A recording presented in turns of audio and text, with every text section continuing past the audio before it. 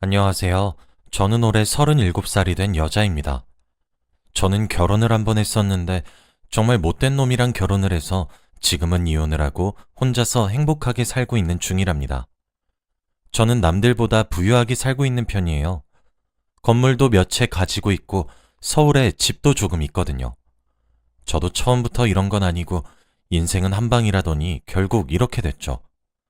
저는 10년 전 27살의 남자를 만나서 결혼을 하게 되었어요. 저는 그 남자를 보고 첫눈에 반해서 콩깍지가 씌었던 건지 그 사람이 뭘 하든 다 좋았고 멋져 보였죠. 그 사람이 다른 여자와 저 몰래 도박을 하러 다녀도 그 남자는 제게 걸리면 항상 사과를 하며 다신 안 그러겠다고 했기 때문에 저는 그 남자가 바뀔 것이라고 항상 믿었습니다. 역시 사람은 쉽게 바뀌지 않는다고 하더니 그 사람은 그 후에도 계속 다른 여자를 만나고 다니면서 도박도 하다 보니 돈도 왕창 날리고 그렇게 살았어요. 그런데 저는 그 사람을 제가 고쳐주고 싶다는 생각이 들었고 그 사람이 너무 좋았기 때문에 바보같이 제가 먼저 결혼을 하자고 해버렸습니다. 그 남자는 당연히 좋다고 하면서 저희는 그렇게 결혼을 하게 되었죠. 저는 사람을 좋아하면 많이 퍼주는 성격이라서 그 사람이 회사에서 회식을 한다고 거짓말을 하면서까지 도박을 하러 가는 것을 알면서도 돈을 빌려달라길래 빌려주었고 여자를 만나러 가는 것을 알면서도 항상 보내주었습니다. 왜냐면 저는 그 사람이 너무 좋아서 제가 조금만 그 사람 마음에 들지 않게 행동하면 그 사람이 떠날 것 같았거든요. 저희는 돈도 없고 그 사람이 계속 밀어서 결혼식도 못 올렸고 아이는 당연히 없습니다. 그래서 저는 결혼을 하자마자 동네에서 작은 분식집을 운영하면서 겨우 생활비를 마련하고 있습니다. 그런데 남편은 일하던 회사에서 잘렸는지 한동안 월급이 들어오지 않았죠. 원래 남편은 한 회사에서 오래 정착하지 않고 짧게 다니면서 그만두고 다시 새로운 직장을 구하는 편인데 그때만큼은 새로운 직장을 구하는 기간이 너무 길어서 대충 일을 하지 않겠다는 의미라는 것을 눈치는 채고 있었습니다. 그런데 도박과 유흥에 빠져서 살다 보니 돈이 부족했는지 제가 하루 종일 떡볶이를 팔아서 번 돈들을 저 몰래 은근슬쩍 가져가는 겁니다. 처음엔 모른 채를 해주었지만 점점 가져가는 금액도 커지고 나중엔 아예 대놓고 가져가서 생활비가 점점 부족해지더군요. 그래서 저는 돈을 가져가는 남편을 붙잡고 여보, 제발 이제 그만 가져가. 이렇게 가져가면 우리 밥도 못 해 먹어. 어? 여보가 밖에서 뭐라고 다니는지는 상관없는데 제발 돈만큼은 건들지 말자. 어? 남편이 밖에서 돈 좀 벌어온다는데 말려? 나 이번에 확실하다고. 라고 하며 저를 밀치고는 냅다 돈을 들고 뛰어나갔습니다. 남편이 그렇게 밖에서 나다니는 게 그래도 저한테는 피해가 오지 않아서 가만히 뒀는데 이렇게 가져가는 돈의 액수가 늘어나니 저는 도저히 견딜 수 없었죠. 그래서 저희 가게의 포스기에 저만 알 수 있는 비밀번호를 걸고 남편이 돈을 빼낼 수 없게 했습니다. 다음날 남편은 또 가게로 찾아와서 돈을 가져가려고 했지만 제가 걸어놓은 비밀번호를 풀지 못하니 화를 내면서 야, 내가 못 믿어? 어제는 실수해서 못 닫고 오늘은 진짜 확실하다고. 당장 비밀번호 풀어. 저는 남편의 말을 무시했지만 남편은 더 화가 났는지 가게에 손님이 있음에도 불구하고 테이블과 의자를 집어던지고 화를 못 참으면서 밖으로 나갔어요. 그런데 새벽이 되면 집으로 돌아오는데 며칠 동안 집에도 안 들어오고 가게에도 안 와서 드디어 일자리를 구했나 싶었죠. 그런데 가게에 양복을 입고 인상이 나쁘게 생긴 남자 둘이서 저희 가게로 들어오더군요. 그런데 갑자기 김현태 씨 아내분 박미연님 맞죠? 네, 그런데요. 김현태 씨가 저희한테 500만 원을 빌려갔는데 갚을 기간이 지나도 안 갚아서 이렇게 손수 찾아왔습니다. 저희가 이렇게 찾아와야 합니까? 그러니까 돈을 좀 제때 갚으면 서로 좋잖아요. 네? 저희 남편이 돈을 빌려요? 아내분 모르시는구나. 김현태 씨 저희한테 500만 원 빌렸고 갚을 기간이 지나서 이자만 100이에요. 더 이상 늦추면 이자 끝도 없이 늘어날 겁니다. 갚을 능력이 없으시면 빌리질 마셨어야죠. 그들의 말은 청천벽력이었죠. 알고 보니 남편은 도박을 하기 위해 필요한 돈이 제게 나오지 않자 불법 사채를 써서 돈을 빌렸다는 겁니다. 남편이라는 놈은 도박에서 많이 따면 그 돈을 금방 갚을 수 있다는 생각에 무려 500만 원을 빌렸고, 사채업자들은 갚지 않으면 대가를 제대로 치르게 될 거라고 했죠. 저는 한 달에 200만 원도 못 버는 신세인데 어떻게 500만 원을 당장 어디서 구하고, 그리고 이자만 100만 원이라고 하니 총 600을 어떻게 구해서 갚아야 할까요? 겨우 하루 벌어서 하루 먹고 살 정도로 버는데 남편이 그런 짓까지 하고 다니니 저는 분식점의 운영 시간을 새벽까지 하기로 결정했습니다. 그런데 남편에게 쓴소리 하나 못하고 혼자서 끙끙 앓으니 몸도 힘들어지는 것을 금방 느끼더라고요. 병원이라도 갈 시간을 빼면 손해가 커서 병원도 가지 못하고, 근처 약국에서 약만 먹었지만 도저히 쉬질 않으니 근육통은 더 아파오더군요. 그래서 남편 몰래 병원에 갔습니다. 의사 선생님은 감기 몸살이라 며칠 동안 약 먹으면서 쉬라고 하셔서 가게는 어떻게 할지 고민을 하다가 남편에게는 절대 맡길 수 없을 것 같다는 생각에 딱 하루만 휴업을 하기로 결정했습니다.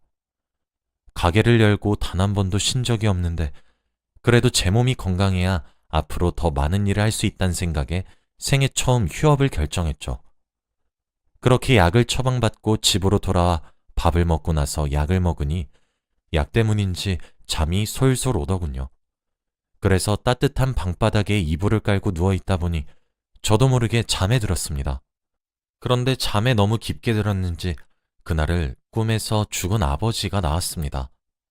아버지가 죽고 나서 단 한 번도 제 꿈에 나오신 적이 없는데 그렇게 뵈니 너무 반가워서 오래 같이 있고 싶었지만 아버지는 미화야, 아빠가 급해서 얼른 가야 하거든? 그래서 시간이 많이 없어. 우리 미화 고생 너무 많이 했잖아. 이제 그런 거 싹 다 잊고 평생 행복하게 살아. 라고 하시면서 숫자 6개를 알려주시더군요. 그렇게 아버지가 사라지시고 저는 바로 꿈에서 깨어났고 그 숫자의 의미를 생각해보니 이건 무조건 로또 번호라는 답밖에 없었습니다. 그래서 잊어버리기 전에 당장 메모를 해놓고 저는 바로 집 근처에 있는 아무 편의점으로 달려갔는데 달려가는 순간에는 신기하게도 감기 몸살 기운이 전혀 없었고 오히려 몸이 너무 가벼웠어요. 그렇게 편의점에 도착해서 바로 아버지가 알려주신 번호를 기입하기 시작했습니다. 평소에는 로또에 당첨이 되어서 갑자기 부자가 되는 상상을 많이 하지만 로또는 당첨될 확률도 매우 희박할 뿐 아니라 뽑힐지도 모르는데 로또 용지를 매번 사는 것도 너무 아까워서 절대 로또를 하진 않았습니다. 그런데 만약에 사지 않았는데 아버지가 알려주신 번호가 진짜 당첨이 된다면 너무 억울할 것 같아서 속는 셈 치고 없는 돈을 끌어모아 샀답니다. 저는 똑같은 번호로 3장의 로또 복권을 사고 집으로 돌아왔죠. 그날 저녁이 토요일이라서 저는 로또 방송을 기다리고 있는 내내 정말 심장이 터질 정도로 크게 뛰었습니다. 단 한 번도 상상을 해본 적이 없는데 꿈자리도 너무 좋았고 아버지가 직접 알려주신 번호라서 저는 기대하면 안 된다고 생각했지만 그래도 사람이라는 게 내심 기대를 하게 되더라고요.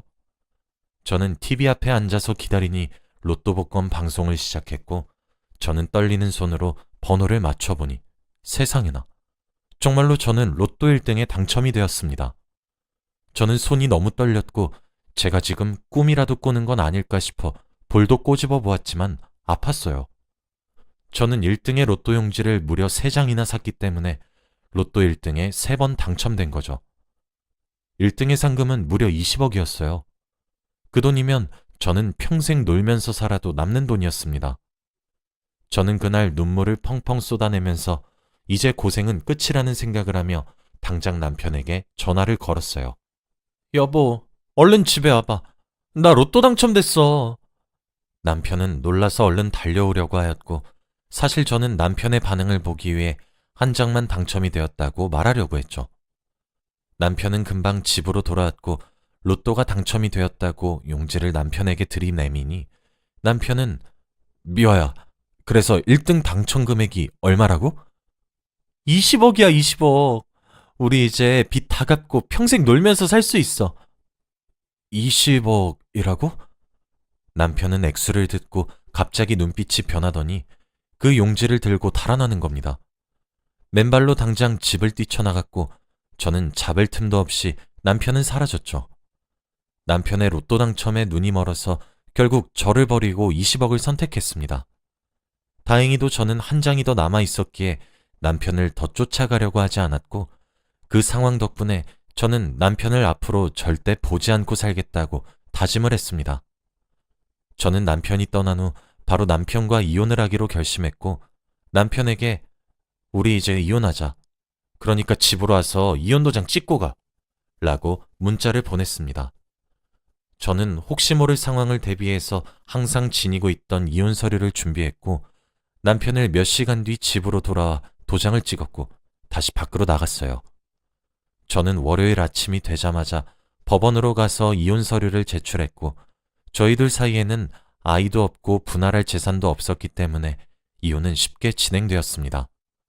그리고 저와 남편은 숙려 기간을 면제를 받았고 법원을 다녀온 후 은행으로 가서 세금 떼고 당첨금을 수령했습니다. 저는 생애 처음 받아보는 큰 돈에 감당이 되지 않았고 이 돈을 도대체 어떻게 써야 할지 고민이 되었죠. 저는 원래 큰 돈을 만지고 살았던 사람이 아니라서 이렇게 많은 돈이 들어오니 너무 당황스러웠습니다. 우선 저는 돈을 받고 분식집으로 가서 평소와 다름없이 떡볶이를 팔았습니다. 새벽에 퇴근을 하고 집으로 돌아와 곰곰이 생각을 해보니 저는 일도 계속하고 싶었지만 새벽까지 일을 하다 보면 분식집을 오랫동안 운영하지 못할 것 같아서 다시 분식집 운영 시간을 원래대로 되돌렸고 저는 돈에 욕심도 잘 없고 크게 투자를 해서 돈을 불리려는 생각도 없었기 때문에 서울의 작은 빌딩을 매매하니까 돈이 조금 사라지더군요. 그렇게 남은 돈들은 통장에 묶어두었습니다. 저는 돈을 굴리는 방법을 잘 모르기 때문에 더 이상 돈을 쓰면 또다시 예전처럼 될 것 같았거든요. 확실히 서울에 건물을 사다 보니 월세가 굉장히 많이 들어왔고 저는 이제 생활비가 부족하지 않아졌죠. 사채업자들은 그 이후에 한 번도 오지 않았는데 아마 남편이 제 로또 종이를 가지고 달아나고 돈을 갚은 것 같아요. 저는 남편이 떠난 후 가게 장사도 잘 되고 건물 월세도 제때 잘 들어올 뿐만 아니라 항상 골칫덩어리였던 남편도 없어서 저는 스트레스 받지 않고 혼자서 행복하게 살고 있었죠. 복권에 당첨되면 삶이 굉장히 크게 바뀔 줄 알았는데 딱히 그렇지도 않더군요. 그냥 일상에서 조그만한 변화가 생기는 정도였죠. 저는 그렇게 돈을 모으다가 분식집 근처 오피스텔로 이사를 했고 이사를 하는 과정에서 남편의 물건들을 싹 다 정리했습니다. 남편이 어디서 뭐라고 사는진 모르겠지만 아마도 여자를 만나서 술을 마시거나 돈을 흥청망청 쓰고 있겠죠. 아마 남편은 큰돈이 갑자기 생겨서 도박은 하지 않을 거라고 생각했습니다. 그런데 어느 날이었습니다. 그날도 여느 날과 다름없이 가게에서 떡볶이를 팔고 있는데 저 멀리서 전 남편과 비슷한 사람이 서 있더군요. 근데 그 사람은 옷도 너무 해져 있고 거의 노숙자와 다름없는 몰골이었습니다. 에이, 그 사람이 절대 저런 옷을 입고 있을 리가 없지. 내가 잘못 본 거야. 라고 생각하며 무시했는데 점점 저희 가게 앞으로 다가오는 겁니다. 그러더니 미화야 라며 제 이름을 불렀죠. 알고 보니 그 사람은 제 로또 종이를 가지고 달아난 전 남편이 맞았습니다. 김현태? 도대체 왜 이런 꼴로 잘 먹고 잘 사는 거 아니었어? 사실 그동안 무슨 일이 있었냐면 남편의 말은 이랬죠. 제 로또 용지를 가지고 바로 은행으로 갔는데 그날은 토요일이라 은행 문이 열지 않았다고 해요. 그때 마침 제가 이혼을 하자고 연락을 해서 기분 좋게 집으로 돌아와서 이혼 도장을 찍고 나가서 도박장으로 가서 도박을 했는데 돈이 부족해서 사채업자들에게 월요일에 돈은 다 줄 수 있다고 말을 하고 돈을 많이 빌렸고 월요일에 당첨금을 수령하고 돈을 갚으니 갑자기 이렇게 큰 돈을 한 번에 갚는 남편이 수상했는지 사채업자들은 이렇게 큰 돈이 어디서 났냐고 물었죠. 남편은 일을 해서 직접 벌었다고 했지만 사채업자들은 남편을 잘 알기에 절대 믿지 않았고 결국 남편 몰래 미행을 하면서 사람을 시켜 뒤를 조사해보니 로또가 당첨된 사실을 알게 되었고 남편에게 찾아가 돈을 뺏으려고 했다더군요. 처음에는 도박으로 돈을 다 날렸다고 했는데도 사채업자들은 믿지 않고 폭력까지 쓰면서 남편의 당첨 금액을 거의 다 뺏어갔다고 합니다. 경찰에 신고를 하려고 해도 사채업자들이 항상 자기를 뒤쫓아다니고 있어서 신고도 못하는 상황이고 돈도 한 푼도 안 남아 있어서 지금은 지하철 바닥에서 살고 있다고 했습니다. 남편의 몸은 정말로 성한 곳이 없었어요. 저는 한편으로는 그 사람이 너무 가엾기도 했지만 어찌 보면 남편도 제 로또를 훔친 거나 다름이 없기 때문에 사채업자들이랑 똑같다고 생각했죠. 그런데 미화야, 너 어디서 살고 있어? 우리 저번에 살던 집으로 가니까 아무도 없던데. 나 저기 오피스텔로 이사했어. 뭐? 이사? 도대체 돈이 어디서 나서? 열심히 일해서 번 거야? 아니? 그 큰 돈을 내가 어떻게 벌어? 사실 그때 로또 1등 용지 3개 가지고 있었어. 현태 씨, 나 당신 시험해 보려고 그렇게 한 거였지. 그런데 용지를 들고 달아날 줄은 꿈에도 몰랐지. 그래도 고마워. 내가 10년간 현태 씨한테 씌인 콩깍지 그때 일로 벗게 해줘서. 미화야, 제발. 내가 염치 없는 건 알지만 그래도 우리 같이 다시 예전처럼 행복하게 지내면 안 될까? 행복? 현태 씨, 난 단 한순간도 행복한 적이 없었어. 매일 일하고 번 돈들 다 현태 씨가 도박한다고 다 가져갔잖아. 처음엔 봐줬지만 점점 생활비도 바닥났고 밖에서는 다른 여자들이랑 술 먹고 오고. 난 절대 현태 씨 만나고 싶지 않아. 제발, 내가 어떻게 하면 나랑 다시 재결합해 줄래? 재결합? 절대 꿈도 꾸지 마. 우리 가겐 다시 찾아오지 마. 혼자 평생 그렇게 살아. 남편은 제게 찾아와 양심도 없이 다시 자기랑 재결합을 하자고 했고, 저는 다행히 흔들리지 않았습니다. 그 후에도 전 남편은 저를 찾아와 꽃도 주고 가게 일도 돕겠다고 했지만, 처음에는 직접 내쫓았죠. 그래도 계속 오길래 바로 경찰에 신고를 하고 내쫓았더니 저를 더 이상 찾아오지 않더군요. 그렇게 몇 달이 지나고 저는 돈도 얼추 쌓이고 가게도 점점 커지니 건물을 사는 게 재미가 들려서 작은 건물부터 사기 시작했고, 그리고 분식집에 알바생도 뽑고 제가 예전부터 하고 싶었던 프랜차이즈 사업도 시작하게 되었습니다. 사업을 시작하는 초반에는 너무 힘들었지만 예전부터 손님들이 이모, 여기 떡볶이 먹으러 부산에서 와요. 제발 프랜차이즈 해주시면 안 될까요? 라는 말을 많이 하셔서 손님들이 원하셔서 다행히 잘 될 수 있었어요. 저는 드디어 분식집에서 일을 하지 않고 제 분식집의 대표가 되었습니다. 제 가게를 본점으로 시작해서 여러 가맹점들이 전국적으로 많이 들어서는 게 제 목표입니다. 앞으로도 더 늘려갈 생각이에요. 저는 지금 재혼할 생각이 전혀 없고 평생을 다른 사람을 위해 살았는데 이제는 오로지 저를 위해 희생하고 봉사하며 살아갈 생각입니다. 제 이야기는 여기까지입니다. 사연 들어주셔서 감사합니다.